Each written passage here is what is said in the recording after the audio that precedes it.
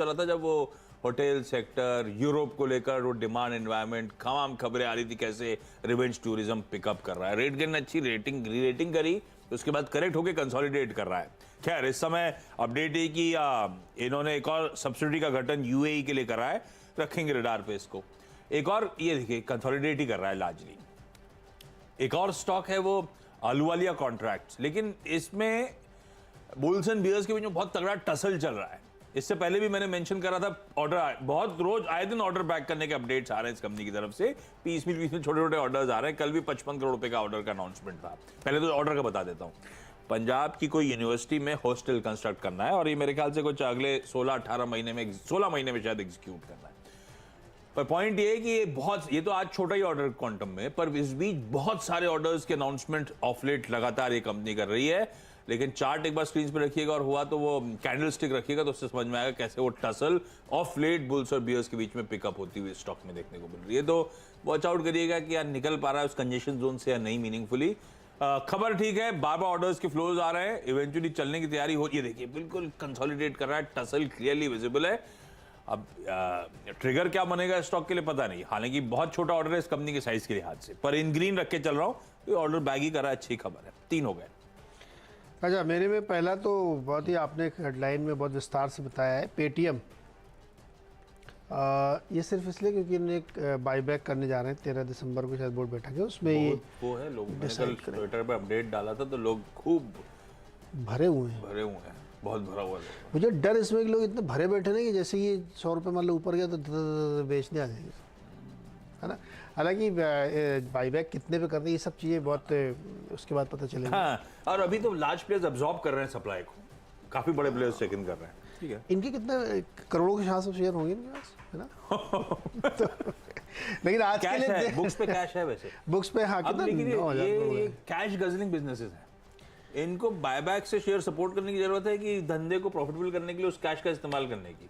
ये 9,000 करोड़ रुपए से ज्यादा लिक्विडिटी है वैसे इनकी बुक्स पे, ऐसे कोई इशू नहीं है। 1 बिलियन ट्विटर पे थ्रेड लिखा है किसी भाई ने, सुमित सरकार किसी ने लिखा, थ्रेड अच्छा है। वो उन्होंने अपना एनालिसिस किया कि इनके पास इतना कैश है तो ओपन से लाएंगे, टेंडर से लाएंगे तो कितना, तो उनका एक रफ एस्टिमेट है कि ये 900 के 99 के आसपास का प्राइस हो सकता है। काफी बड़ा प्राइस, ओपन मार्केट ना हो, टेंडर रूट हो, थोड़ा क्वांटम बढ़िया हो तो बुरा नहीं। तो ये सब पता नहीं क्या होगा, क्या करने वाला है, ये क्या होगा, कैसे होगा, कितना भाव होगा, खुले बाजार से वो प्राइस को सपोर्ट करने के लिए इस्तेमाल करा जाए मे बी। तो इसलिए आज के दिन में तो हमको लगता है कि तेजी हो सकती है, तो आपको फायदा उठाना चाहिए इसका। और देखते बाकी फिर जब जिस दिन आएगा तो उसमें हम लोग चर्चा करेंगे कि कैसा प्राइस है, क्या है। तो एक तो स्टॉक ये हो गया। दूसरा, दो क्या मतलब, एक ही स्टॉक के 2 हिस्से ऐसा, टाटा मोटर्स डीवीआर भी रखा है, डीवीआर भी है। क्या हो गया भाई, चीन से खबर ये आ रही है कि चाइना का जो पैसेंजर कार एसोसिएशन है उसने कहा है कि उनकी जो नवंबर की बिक्री हो 10% गिरी है, 9.5% गिरी है। और उन्होंने करीब कितना 16-17 लाख गाड़ियाँ बेची हैं। तो यहाँ तक तो ठीक है, कम गिर गई है, लेकिन उनका जो प्रोजेक्शन है कि अगले साल 2023 में भी एकदम ठंडी डिमांड रहेगी, बावजूद इसके कि अब जीरो कोविड ख़त्म हो रहा है, लोग घरों से निकल रहे हैं, सब कुछ है, लेकिन उनका मानना है कि डिमांड कम रहेगी।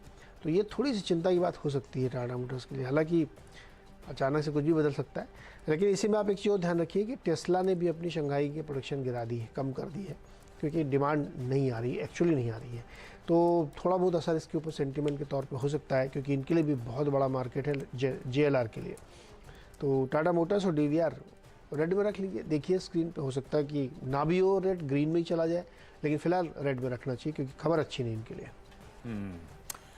ओके, अगले स्टॉक्स में कई सारी बोर्ड मीट्स आज स्केड्यूल्ड, पर इसमें शायद स्ट्रीट के लिए सरप्राइज नहीं है क्योंकि ये बोर्ड मीट्स के पहले अनाउंसमेंट आ चुके हैं। आज D-Days, तो इसको रडार पर रखने के लिए आज से रख रहा हूं। हमें तो पता ही नहीं है बोर्ड मीट में आउटकम क्या आने वाला है, पर ग्रीन और रेड उसलिए आज से क्लासिफाई करेंगे।